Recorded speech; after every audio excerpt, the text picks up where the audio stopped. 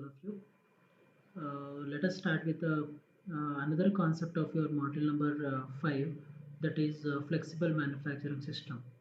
So ನಿಮ್ಮ strategy cost ಮ್ಯಾನೇಜ್ಮೆಂಟ್ನ last concept flexible manufacturing system ಅಂತ. ಈ ಒಂದು ಫ್ಲೆಕ್ಸಿಬಲ್ ಮ್ಯಾನುಫ್ಯಾಕ್ಚರಿಂಗ್ ಸಿಸ್ಟಮ್ನ ಜಾಸ್ತಿ ನಾವು ನೋಡೋದು ಎಲ್ಲಿ ಅಂತಂದರೆ ಒಂದು ಇಂಜಿನಿಯರಿಂಗ್ ಪರ್ಸ್ಪೆಕ್ಟಿವಿಂದ ನಾವು ನೋಡ್ತೀವಿ. ಯೂಶ್ವಲಿ ಇದನ್ನು ಇಂಜಿನಿಯರಿಂಗ್ ಸ್ಟೂಡೆಂಟ್ಸ್ ಜಾಸ್ತಿ ಈ ಒಂದು ಕಾನ್ಸೆಪ್ಟನ್ನು ಮಾತಾಡ್ತಾರೆ.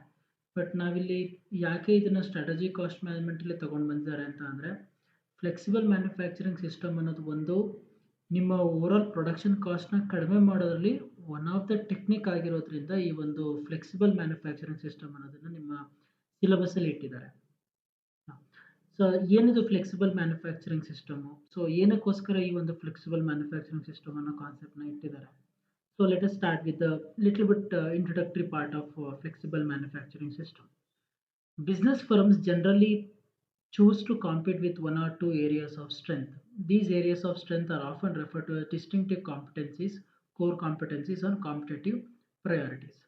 ಸೊ ಒಂದು ಬಿಸ್ನೆಸ್ ಅಂತ ಅಂದಮೇಲೆ ಬರೀ ಒಂದೇ ಒಂದು ಪರ್ಟಿಕ್ಯುಲರ್ ಲೈನಲ್ಲಿ ನಾವು ಹೋಗೋದಕ್ಕಾಗಲ್ಲ. So you should have different products that you need to manufacture and you have to compete with the different companies who are manufacturing the similar product. Among the options of competition are price, quality, delivery, service, flexibility. So ಈ ಎಲ್ಲವೂ major factors involve ಆಗುತ್ತೆ ನೀನೊಬ್ಬ competitor ಜೊತೆ ನೀನು compete ಮಾಡಿ move ಆಗಬೇಕು ಅಂತ ಅಂದರೆ. An ever increasing number of firms are choosing to compete in the area of flexibility. So ತುಂಬ ಆರ್ಗನೈಸೇಷನ್ ಏನು ಮಾಡ್ತಾ ಇದ್ದಾರೆ, ಈ ಒಂದು ಫ್ಲೆಕ್ಸಿಬಿಲಿಟಿ ಅನ್ನೋ ಕಾನ್ಸೆಪ್ಟ್ನ ಇಟ್ಕೊಂಡು ಏನು ಮಾಡ್ತಿದ್ದಾರೆ, ರನ್ ಮಾಡ್ತಾ ಇದ್ದಾರೆ. ಏನು ಹಾಗಂದ್ರೆ, generally this has meant that firms major strength is flexibility of product, able to easily make changes in the product. I think ನಾವು ನೋಡ್ಬೋದು, ಬರೀ ಒಂದೇ ಕಂಪ್ನಿ ನಾವು ನೋಡ್ತೀವಿ ಎಷ್ಟೊಂದು ವೆರೈಟಿ ಆಫ್ ಡಿಫ್ರೆಂಟ್ ಪ್ರಾಡಕ್ಟ್ಸ್ಗಳನ್ನ ಮ್ಯಾನುಫ್ಯಾಕ್ಚರ್ ಮಾಡ್ತಿರ್ತಾರೆ.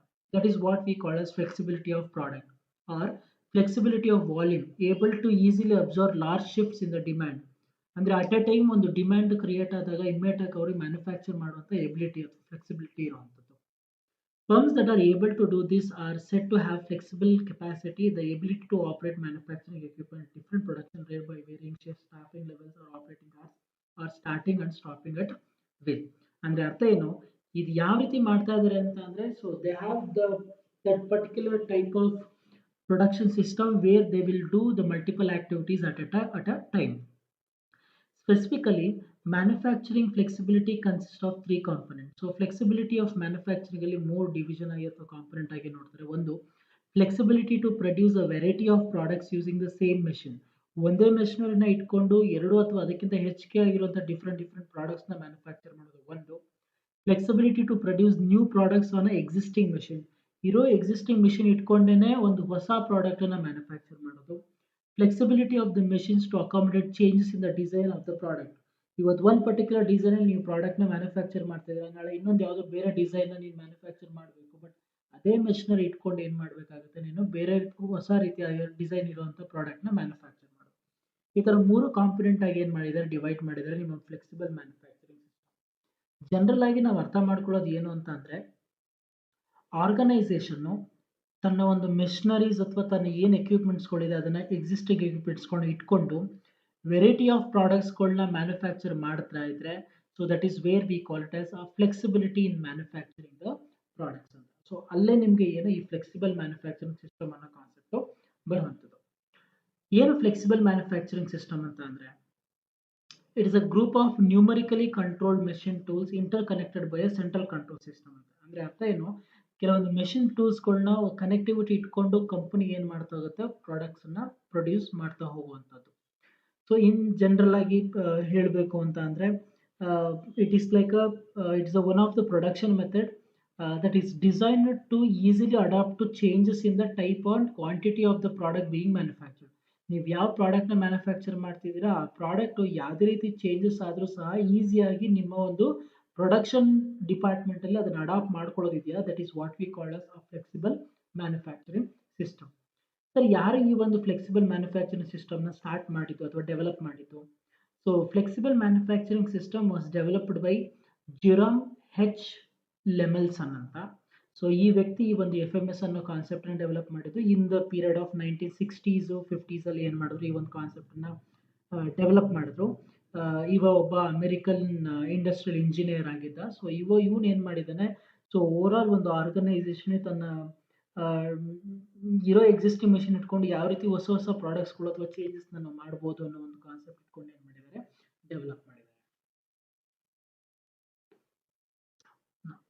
What exactly the objectives of FMS? ಈ ಒಂದು FMS ಅನ್ನೋ ಒಂದು ಕಾನ್ಸೆಪ್ಟ್ನ ಒಂದು ಉದ್ದೇಶ ಏನು?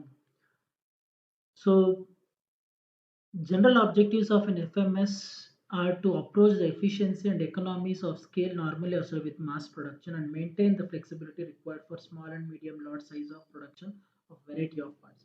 ಯೂಶಲಿ ಏನಾಗುತ್ತೆ, ಒಂದು ಆರ್ಗನೈಸೇಷನ್ ಅಂತ ಅಂದಮೇಲೆ ನೀವು ಒಂದೇ ರೀತಿ ಪ್ರಾಡಕ್ಟನ್ನು ನೀವು ಮಾರ್ಕೆಟ್ಗೆ ಬಿಡೋದಕ್ಕಾಗಲ್ಲ. ಯಾಕೆ? ಬಿಕಾಸ್ ಮಾರ್ಕೆಟಲ್ಲಿ ಏನಾಗ್ತಿರುತ್ತೆ, ಕಸ್ಟಮರ್ನ ಒಂದು ರಿಕ್ವೈರ್ಮೆಂಟ್ ಏನಾಗ್ತಾ ಹೋಗುತ್ತೆ ಅಥವಾ ಯುನೋ ಚೇಂಜಸ್ ಏನಾಗ್ತಾ ಹೋಗುತ್ತೆ, ಅದು ಚೇಂಜಸ್ ಆಗ್ತಾ ಹೋಗುತ್ತೆ.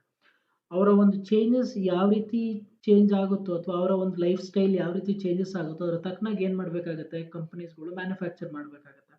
That is the place where ನಿಮ್ಮ ಫ್ಲೆಕ್ಸಿಬಲ್ ಮ್ಯಾನುಫ್ಯಾಕ್ಚರಿಂಗ್ ಸಿಸ್ಟಮ್ ಅನ್ನೋ ಕಾನ್ಸೆಪ್ಟು ಬರುವಂಥದ್ದು. Two kinds of manufacturing system fall within this SFMS.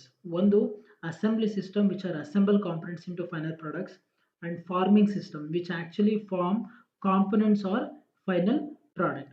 So ಎರಡು ರೀತಿಯಾದ ಒಂದು ಮ್ಯಾನುಫ್ಯಾಕ್ಚರಿಂಗ್ ಸಿಸ್ಟಮ್ ಇದರೊಳಗಡೆ ಬರುತ್ತೆ. ಒಂದು ಅಸೆಂಬ್ಲಿ ಸಿಸ್ಟಮು, ಇನ್ನೊಂದು ಬಂದು ಫಾರ್ಮಿಂಗ್ ಸಿಸ್ಟಮ್.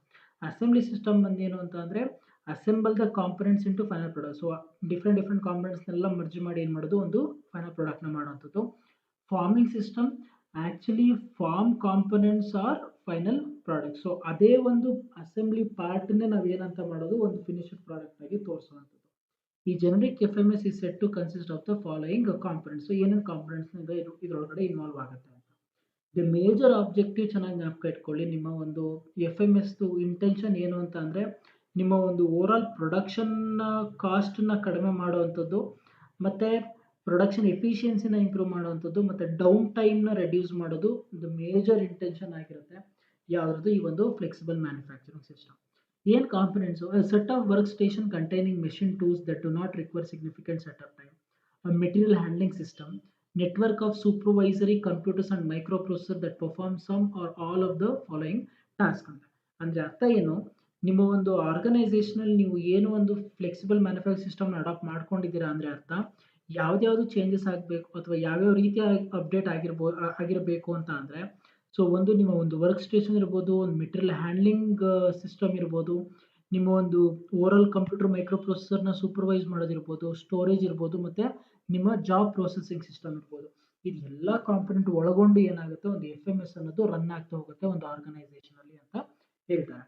ಸೊ ಅಂದರೆ ಅರ್ಥ ಏನು, ಒಂದು ಪರ್ಟಿಕ್ಯುಲರ್ ಮಿಷನರಿ ಇಟ್ಕೊಂಡು ಅದರ ಓವರ್ ಆಲ್ ಫಂಕ್ಷನಾಲಿಟೀಸ್ ಯಾವ ರೀತಿ ಇರಬೇಕು ಅಂತಂದರೆ, ಯಾವುದೇ ಟೈಮ್ ನೀವು ಯಾವುದೇ ರೀತಿ ಚೇಂಜಸ್ನ ನೀವು ಅಡಾಪ್ಟ್ ಮಾಡ್ಕೋಬೇಕು ಅಂತ ಅಂದರೆ, ಸೊ ಇಮ್ಮಿಡಿಯೇಟ್ ಆಗಿ ಆ ಒಂದು ಪರ್ಟಿಕ್ಯುಲರ್ ಮಿಷನರಿ ಏನು ಮಾಡಬೇಕಾಗತ್ತೆ, ಸೊ ಅಪ್ಡೇಟೆಡ್ ಆಗ್ತಾ ಹೋಗಬೇಕಾಗತ್ತೆ. So that is where these FMS concept arises.